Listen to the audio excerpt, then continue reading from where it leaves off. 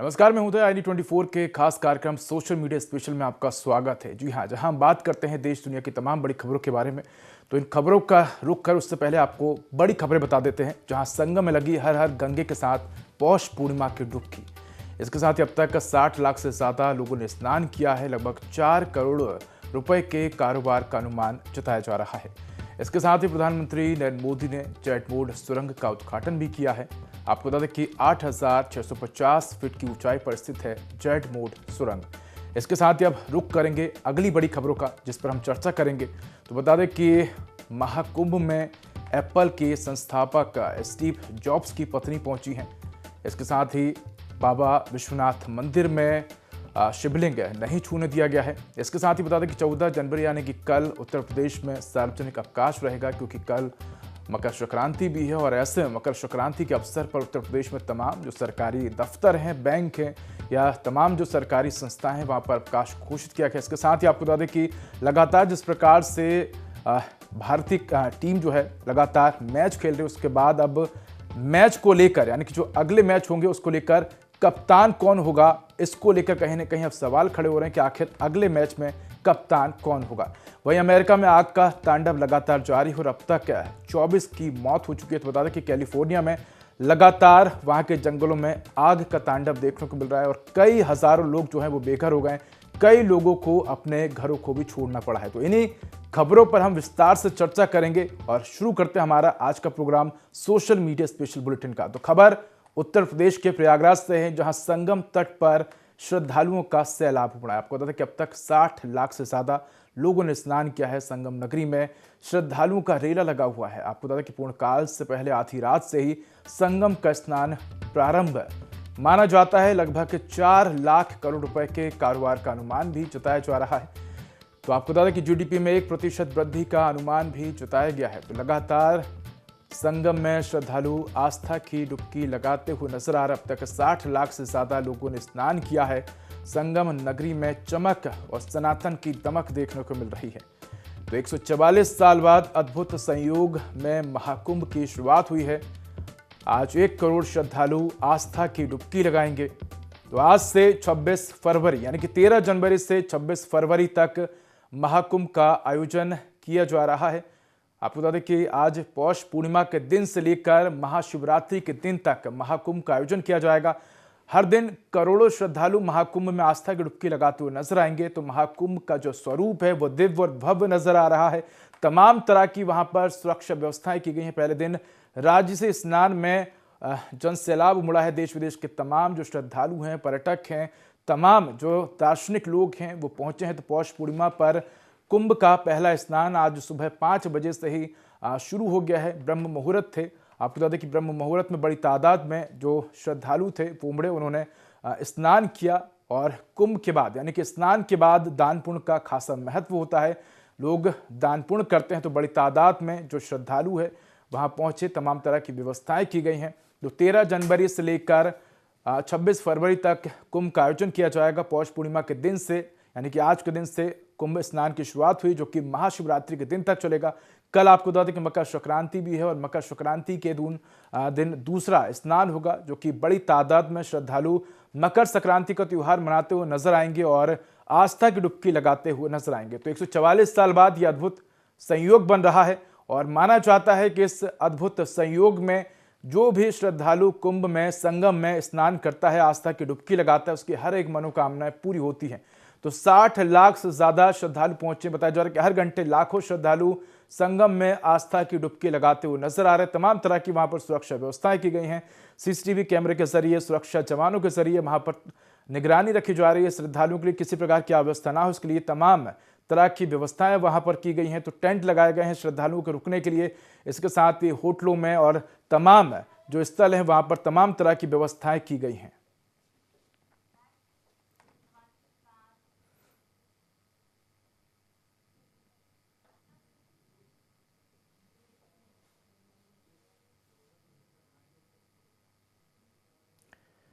तो महाकुंभ भव्य और दिव्य शुभारंभ हो गया है। लगातार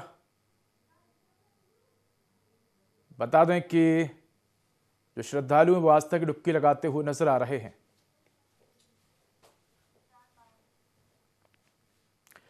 तो अगली खबर भी प्रयागराज से जुड़ी है, जहां तीर्थराज प्रयागराज में त्रिवेणी संगम पर सोमवार को पौष पूर्णिमा के पूर्ण तिथि के साथ ही महाकुंभ का श्री गणेश हो गया है। पौष पूर्णिमा रविवार को अर्धरात्रि के बाद ब्रह्म मुहूर्त में 4:32 से शुरू हो गई थी। हालांकि श्रद्धालुओं ने आधी रात से ही गंगा, यमुना और अदृश्य सरस्वती की पावन संगम के विभिन्न घाटों पर स्नान शुरू कर दिया। इसके साथ ही महाकुंभ स्नान के विधान भी शुरू हो गए हैं। अब मंगलवार यानी कि कल की बात करें तो कल 14 जनवरी है, यानी कि कल मकर संक्रांति होने से इस बार दूसरे ही दिन मकर संक्रांति अमृत स्नान पर्व का अनूठा संयोग जुड़ रहा है। दोनों ही स्नान पर्वों के एक साथ जुड़ने से श्रद्धालुओं में उत्साह बढ़ गया है। बड़ी तादाद में श्रद्धालु इन दोनों ही दिनों का लाभ उठाते हुए नजर आ रहे हैं। तो कल आपको बता दें कि बड़ी संख्या में श्रद्धालु संगम में स्नान करते हुए नजर आएंगे। लाखों की तादाद में, करोड़ों की तादाद में श्रद्धालु पहुंच रहे हैं और संगम में स्नान करते हुए नजर आ रहे हैं। तो ठंड के बढ़ने और बूंदाबांदी के बावजूद श्रद्धालुओं के आने का सिलसिला लगातार जारी है। श्रद्धालुओं की भक्ति में किसी भी प्रकार की कमी देखने को नहीं मिल रही है।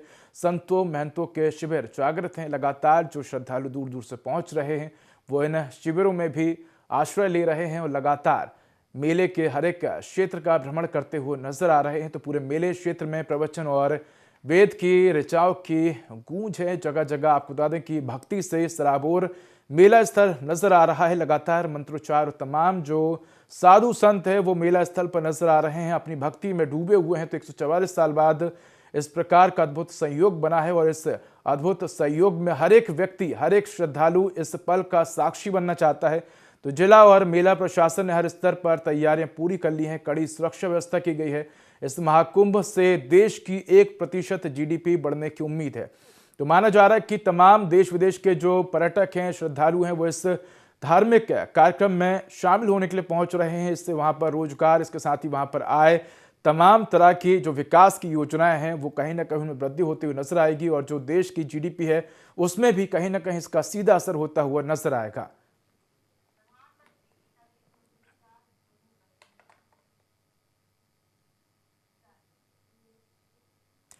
चलिए तो रुक करते हैं अगली खबर का, जहां प्रधानमंत्री नरेंद्र मोदी आज जम्मू कश्मीर के गांदरबल जिले को उन्होंने बड़ी सौगात दी है। प्रधानमंत्री मोदी ने सोनमर्ग और गगनगीर को जोड़ने वाले जेड वो टनल का उद्घाटन किया है। अगर बात करें तो इस टनल की ऊंचाई लगभग 8,650 फीट है, यानी कि समुद्र तल से इस सुरंग की ऊंचाई 8,650 फीट है। यह सुरंग लद्दाख और जम्मू कश्मीर के बीच हर मौसम में सुगम और सुरक्षित कनेक्टिविटी के लिए तैयार की गई है। तो प्रधानमंत्री मोदी के कश्मीर दौरे से पहले सुरक्षा बलों ने घाटी में कड़ी सुरक्षा व्यवस्था की। अधिकारियों ने बताया कि संवेदनशील क्षेत्रों में सुरक्षा बलों की तैनाती बढ़ा दी गई है। सभी गाड़ियों की गहन जांच की जा रही है। सोनमर्ग और गगनगीर को जोड़ने वाली ये टनल समुद्र तल से 8,650 फीट की ऊंचाई पर बनाई गई है। इसमें आपातकालीन स्थिति के लिए 7.5 मीटर चौड़ा एक समानांतर, यानी कि इस टनल से लगा हुआ ही एक और समानांतर रास्ता तैयार किया है, यानी कि किसी भी आपात स्थिति में इस समानांतर टनल से बाहर निकला जा सके। तो ये टनल लद्दाख को 12 महीने सड़क मार्ग से जोड़ने के साथ ही देश की तमाम जो सुरक्षा है, जो रक्षा की जरूरतें हैं, क्षेत्रीय विकास में अहम भूमिका निभाएगी। अगर बात करें इस टनल की तो अत्याधुनिक सुविधाओं से टनल लैस है। करीब 2700 करोड़ रुपए की लागत से ये टनल बनकर तैयार की गई है। सुरंग आधुनिक सुविधाओं से लैस है। 2 लेन वाली सुरंग में आपातकालीन स्थितियों के लिए एक एस्केप टनल भी बनाई गई, यानी कि एक समानांतर एक एस्केप टनल भी इसमें बनाया गया है। यानी कि अगर टनल में किसी प्रकार की कोई अवरोध पैदा होता है या किसी प्रकार की भी कोई दुर्घटना घटित होती है तो इसके बगल में ही एक एस्केप टनल भी बनाई गई, जिसके माध्यम से जो लोग हैं, जो सुरक्षाकर्मी हैं या जो तमाम सुरक्षा एजेंसी हैं वो इस एस्केप टनल के माध्यम से बाहर निकल सके। इसके साथ ही इसके अंदर सीसीटीवी कैमरे, वाईफाई कनेक्टिविटी जैसे तमाम सुविधाएं भी बनाई गई है। तो कह सकते हैं कि इस टनल को अत्याधुनिक बनाया गया है और तमाम तरह की जो सुरक्षा व्यवस्था है वो इस टनल से की गई है। तो कह सकते हैं कि प्रधानमंत्री नरेंद्र मोदी ने इस टनल का उद्घाटन किया है और इस मौके पर अगर देखा जाए तो इस टनल से आने वाले समय में जम्मू कश्मीर क्षेत्र में काफ़ी लाभ होगा। इसके साथ ही अगर देखा जाए तो तमाम तरह की जो व्यवस्थाएं हैं, यानी कि जम्मू कश्मीर के अगर विकास की बात करें तो विकास भी ऐसे टनल के माध्यम से देखने को मिलेगा। अगर हम बात करें तो सुरंग के उद्घाटन के बाद श्रमिकों से प्रधानमंत्री नरेंद्र मोदी ने मुलाकात भी की, उनसे हालचाल भी जाना है। इसके साथ ही उपराज्यपाल मनोज सिन्हा और सीएम उमर अब्दुल्ला भी इस दौरान मौजूद रहे।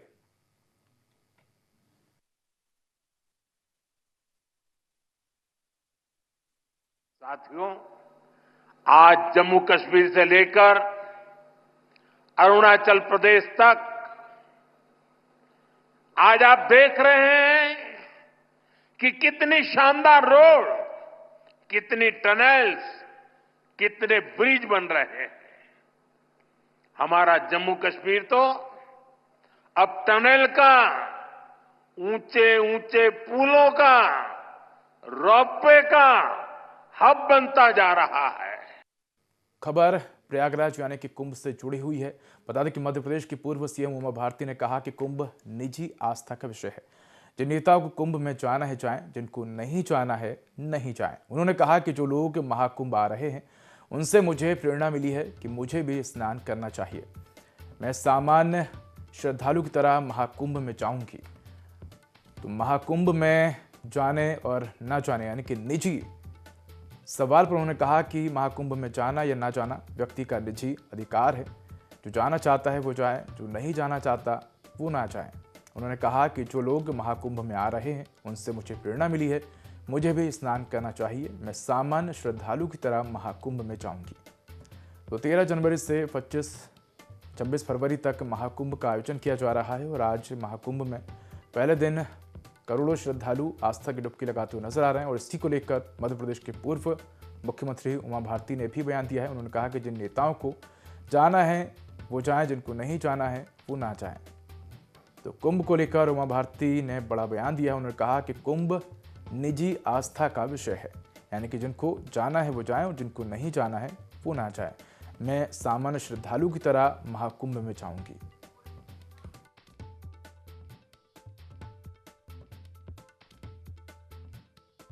देश क्या हो सकता है। जो लोग आ रहे हैं उनसे मुझे एक प्रेरणा प्राप्त हुई है कि मुझे भी स्नान करना चाहिए। और कल किसी वीआईपी का कोई प्रोटोकॉल नहीं है, इसलिए मैं तो एक सामान्य श्रद्धालु की तरह जाऊंगी और जहां भी धारा में स्नान करने का अवसर मिलेगा मैं स्नान करूंगी। मैं तो ये कहना चाहती हूँ कि पूरी दुनिया को देखना चाहिए कि विश्व का एक बहुत बड़ा आश्चर्य है कि करोड़ों लोग ठंड में थर थर कांपते हुए आएंगे, कई कई किलोमीटर की लाइन में लगेंगे, 5-5 7-7 घंटे, तब जाके स्नान करेंगे।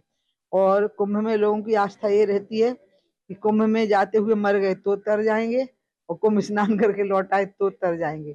इसलिए बहुत प्रसन्नता से वहां जाकर के लोग स्नान करते हैं और उनके साथ में जो घटता है, उनको जो मानसिक प्रसन्नता मिलती है, उसको भगवान का प्रसाद मानते हैं। मैं बिल्कुल सलाहकारों में से नहीं हूँ। कुंभ एकदम निजी आस्था का विषय है, जिसको जाना है जाए, जिसको नहीं जाना है नहीं जाए। एक तरफ तो उत्तर प्रदेश में आज से महाकुंभ की शुरुआत हो गई है, दूसरी तरफ उत्तर प्रदेश में प्रभु श्री राम की सबसे बड़ी प्रतिमा यानी कि मूर्ति बनाई जा रही है। जी हां, मिनी वृंदावन के नाम से मशहूर संभल के चंदौसी में जल्द ही भगवान राम की उत्तर प्रदेश में सबसे ऊंची प्रतिमा लगने जा रही है।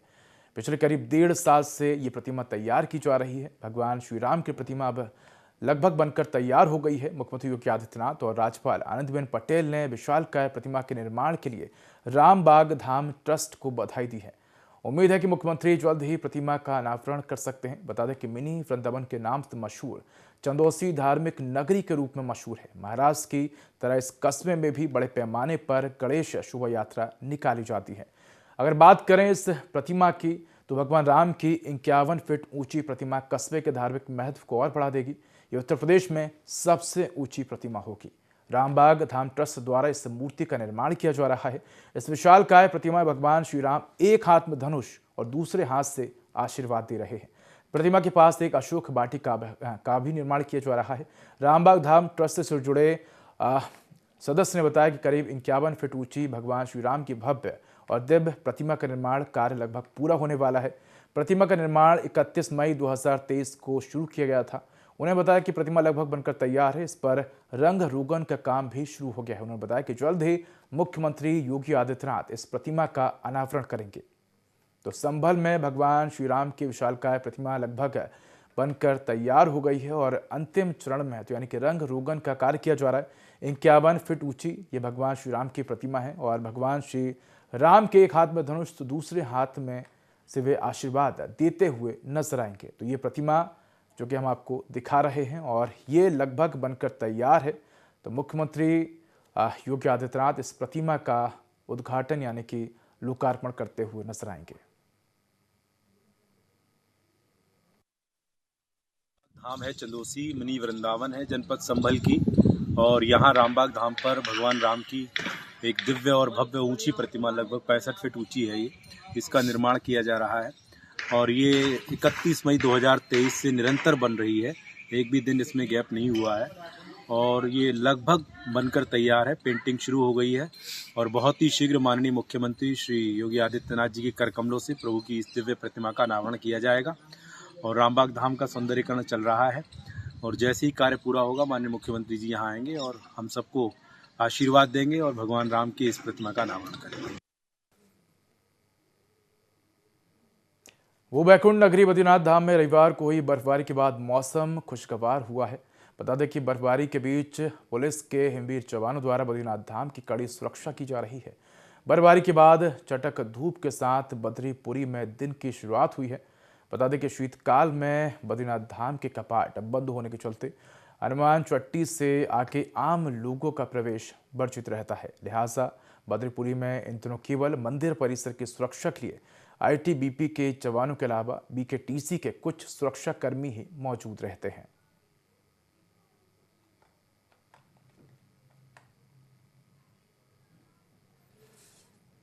तो बर्फबारी के बाद मौसम खुशगवार हो गया है। बद्रीनाथ धाम में बर्फ के बीच धूप भी खिली है, जिसके चलते लगातार जो श्रद्धालु हैं, वो पर्यटक हैं, वो आते हुए नजर आ रहे हैं। उत्तराखंड की बात की जाए तो पर्यटन और आस्था के रूप के केंद्र में जाना जाता है। बड़ी तादाद में वहां पर्यटक और श्रद्धालु इस मौसम में पहुंचते हैं।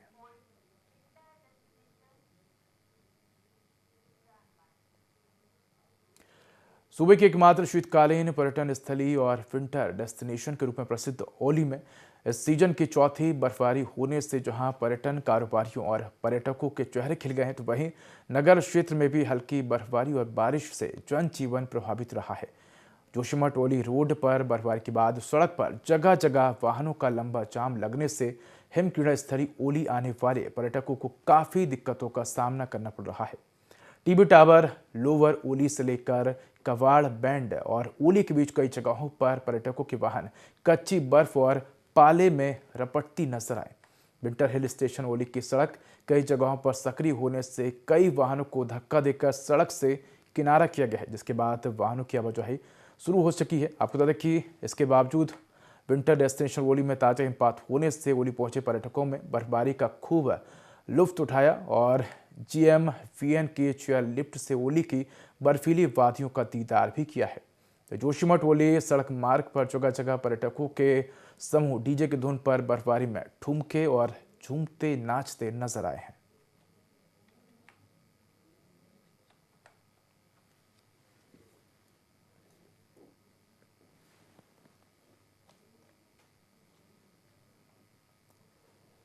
तो पर्यटन कारोबारियों के चेहरे खिल उठे हैं।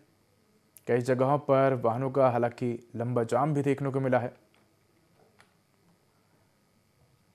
तो बता दें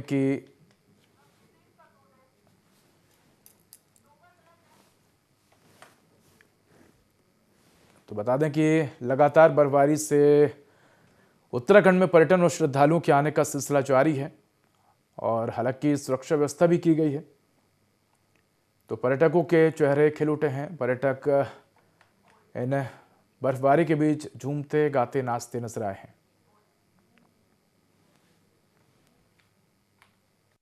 मात्रा में पर्यटक आज यहाँ पहुंचे हुए हैं। तो ये आज मैं 2019-20 के बाद में इतना भीड़ दोबारा से देख रहा हूँ। आज आपका 12 जनवरी हो गया, फिर भी इतना ज़्यादा भीड़ है, इतना ज़्यादा पर्यटक औली की तरफ आ रहा है और ये बर्फबारी रुक नहीं रही है। तो देखते हैं कैसा रहता है। उम्मीद करते हैं कि ये पूरा का पूरा जो विंटर का सीज़न है ऐसे ही निकलता रहे और बर्फबारी अच्छी होती रहे, ताकि जितने भी कारोबारी हैं, पर्यटक हैं, दोनों खुश। आज जो बर्फबारी हुई, मेरे को लगता है इस वर्ष की सबसे अच्छी बर्फबारी हो रही है, जो कि अभी भी चल रही है। और वेदर फोरकास्ट के हिसाब से ऐसा लग रहा है कि कभी देर रात तक होने की संभावना है। तो जितने भी होटल कारोबारी है या एडवेंचर टूरिज्म, स्कीइंग वगैरह से जुड़े हुए लोग हैं, और ख़ास तौर से जो हमारे किसान लोग हैं, सेब की जो खेती करते हैं, उन सब के लिए बहुत अच्छी खुशी की खबर है। और सब लोग, आप देख ही रहे होंगे कितना खुश है सब लोग। एप्पल के पूर्व CEO स्टीव जॉब्स की पत्नी लॉरेन पावेल जॉब्स से काफ़ी चर्चा में है। महाकुंभ में वे भारत आई हैं और गुरु कैलाशानंद महाराज ने उन्हें अपना गोत्र और नया नाम भी दिया है। लॉरेन पावेल का नया नाम कमला है और महाराज ने उन्हें अच्युत गोत्र दिया है। महाकुंभ के दौरान लॉरेन ने बनारस में बाबा विश्वनाथ मंदिर के दर्शन किए, लेकिन उन्हें यहाँ शिवलिंग नहीं छूने दिया गया, जिसकी चर्चा हर तरफ हो रही है। कैलाशानंद महाराज ने वजह बताई है कि क्यों लॉरेन पॉवेल को शिवलिंग नहीं छूने दिया गया है। उनका कहना है कि लॉरेन एक गैर सनातनी है, जिसकी वजह से उन्हें शिवलिंग छूने की अनुमति नहीं दी गई है। कैलाशानंद महाराज जी का कहना है कि विश्वनाथ की परंपरा है और प्राचार्य इस परंपरा का पालन करते हैं। उन्होंने कहा कि लॉरेन को मैं अपनी पुत्री मानता हूं, फिर भी उन्हें परंपरा के अनुसार शिवलिंग को स्पर्श नहीं करने दिया गया है। ये बाबा विश्वनाथ की परंपरा है, जिसके अनुसार गैर हिंदू को शिवलिंग को स्पर्श करने की अनुमति नहीं है। उन्होंने लोगों से भी अपील की है कि वे इस बात से सीखें और मंदिर में महादेव को छूने की जिद ना करें। उन्होंने कहा कि मेरी बेटी होने के बाद भी हमने इस परंपरा को निर्वहन किया है। इससे देश के उन लोगों को सीख लेनी चाहिए कि मंदिर में जाने की जिद ना करें, मंदिर में महादेव को, भगवान को, भगवती को छूने की जिद ना करें। स्वयं को ये ना बताएं कि मैं बड़ा आदमी हूँ। दुनिया की सबसे बड़ी महिला होने के बाद भी हमने महादेव को स्पर्श करने के लिए मना किया, क्योंकि ये परंपरा है। वहाँ जो गैर हिंदू हैं, गैर सनातनी है, वो शिवलिंग को स्पर्श नहीं करेंगे। दूर से उन्होंने महादेव का दर्शन किया, हमने अभिषेक किया। महादेव के अभिषेक का प्रसाद भी उन्होंने प्राप्त किया। उनको रुद्राक्ष की माला मिली, भस्म मिली, इसके साथ ही चरणामृत भी मिला, फल मिला। तो इसलिए ये सीख सबको लेनी चाहिए कि देश के धर्माचार्य और आचार्य अपनी परंपरा को कदापि नहीं छोड़ते हैं।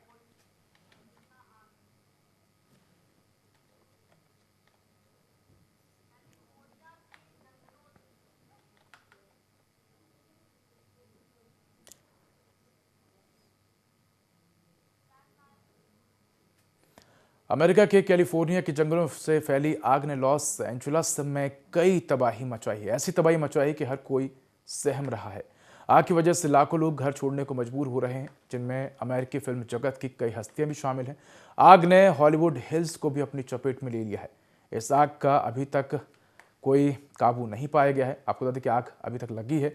आपको बता दें कि जिस जगह पर यह आग लगी है वहां पर समुद्र भी है आसपास, लेकिन इसके बावजूद भी अमेरिका इस आग पर अब तक काबू नहीं पा सका है।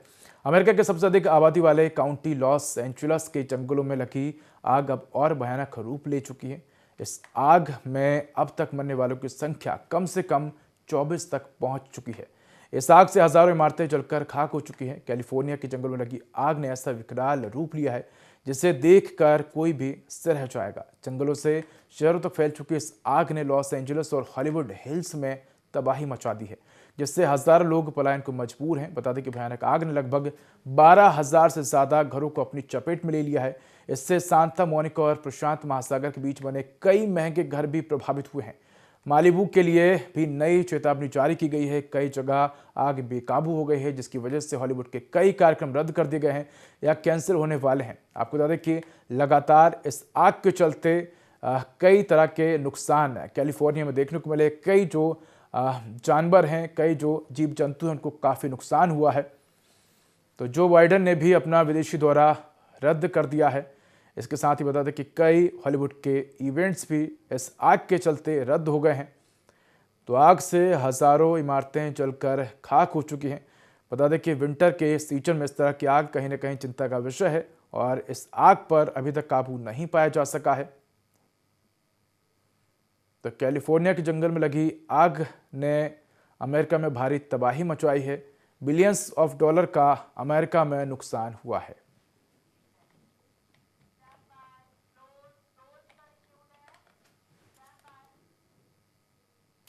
तो फिलहाल इस बुलेटिन में इतना ही। खबरों का अधिक अपडेट के लिए देखते रहिए IND24। नमस्कार।